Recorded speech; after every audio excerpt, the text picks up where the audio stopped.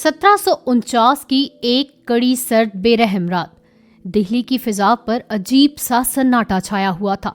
लाल किला के ऊंचे मीनारों पर बर्फ जैसी ठंडी हवा चल रही थी, लेकिन उस हवा से ज्यादा ठंड खुद हिंदुस्तान के ताज पर उतर आई थी। किले के एक खामोश गोशे में एक छोटा सा रोशन हुजरा, और इस हुजरे में बैठा था शहंशाह हिंद अहमद शाह बहादुर। बादशाह मगर बेबस बादशाह, तख्त का मालिक मगर इख्तियार का मोहताज। उसके सामने एक जाम रखा था, आधा भरा हुआ, और उसकी आंखों में आधे बुझे ख्वाब। अहमद शाह ने जाम उठाया जैसे कोई अपने जख्मों को सहलाए। गहरा सांस लिया और खुद से बोला, मैं बादशाह हूं मगर बादशाह नहीं। वो अपनी कुर्सी से उठा, हुजरे की खिड़की के पास गया और दूर अंधेरे में दिल्ली की लाल टिमटिमाती रोशनियों को देखने लगा।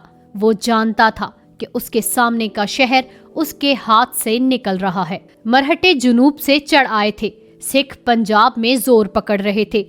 ऊध, बंगाल, राजपूताना, हर सूबा अपनी मर्जी का सुल्तान बना बैठा था।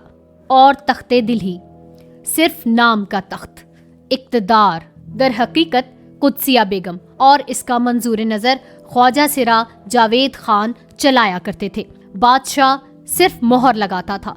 अहमद शाह ने सर्द आह भरी। उसके दिल में अक्सर एक सवाल उठता, क्या मैं वाकई शहंशाह हिंद हूँ या महज एक निशानी, एक खिलौना, एक साया।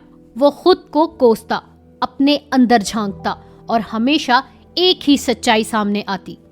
उसकी तरबियत ही ऐसी थी। नर्म माहौल में रक्स, मौसीकी, शायरी, साजो आवाज। वो फनूने लतीफा का आशिक था, तलवार का नहीं। घोड़े पर बैठने से घबराता, हाथी की सवारी से थकता, और जंग के नाम पर इसका दिल बैठ जाता। क्या बादशाहत इतनी कमजोर हो सकती है? क्या दिल्ली की किस्मत इतनी नाजुक थी? हाँ थी, क्योंकि ताज पहने वो शख्स खुद ताज का बोझ उठाने के काबिल नहीं था। हुजरे में रखे फानूस की रोशनी लरसने लगी, जैसे दिल्ली की किस्मत लरज रही हो। अचानक किले के अंदर से कोई दूर दरवाजा जोर से बंद हुआ। अहमद शाह चौंका। इसे लगा शायद कोई पैगाम आया है, कोई साजिश, कोई खबर। लेकिन ये लाल किला की रातों की वो दायमी आह थी जो रोज किसी न किसी दरवाजे से निकलती थी। वो थक कर बैठ गया। उसने सोचा, काश मैं सख्त फैसले कर सकूं, काश मैं अपने बाप की तरह बहादुर होता, काश एक बार दिल ही मेरी आवाज सुन ले। मगर उसकी आवाज सिर्फ उसकी सांसों तक महदूद थी। बाहर हवा तेज हुई, फानूस बुझने लगा, और दूर से लाल किले के गुंबदों पर टकराती एक कंगाल सी घुंघरू की आवाज, जैसे सल्तनत अपने जवाल का मातम कर रही हो। वक्त गुजरता रहा, रात गहरी होती गई। शहंशाह के जाम की तह आहिस्ता आहिस्ता खाली होती गई, और उसके दिल के अंदर मायूसी का अंधेरा भरने लगा। फिर एक खामोश लम्हे में मस्जिद की तरफ से फजर की आजान बुलंद हुई।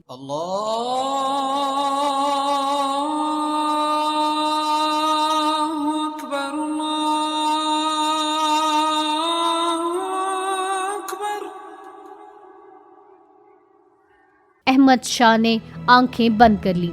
आजान की सदा जैसे इसकी रूह पर हाथ रखकर कह रही थी, ए बादशाह उठ जा, ये दुनिया ना तेरी थी ना रहेगी। मगर वो ना उठा। वो थकन में डूब गया। वो सो गया, ऐसा सोया कि दिल्ली का बख्त भी सो गया।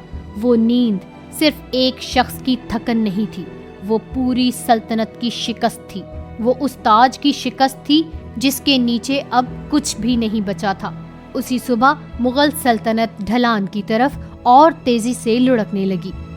वो जो कभी हिंदुस्तान की धड़कन थी, वो एक सोया हुआ साया बन गई, और तारीख ने लिख दिया, बाज बादशाह फैसलों से नहीं, अपनी कमजोरियों से सल्तनतें गिराते हैं।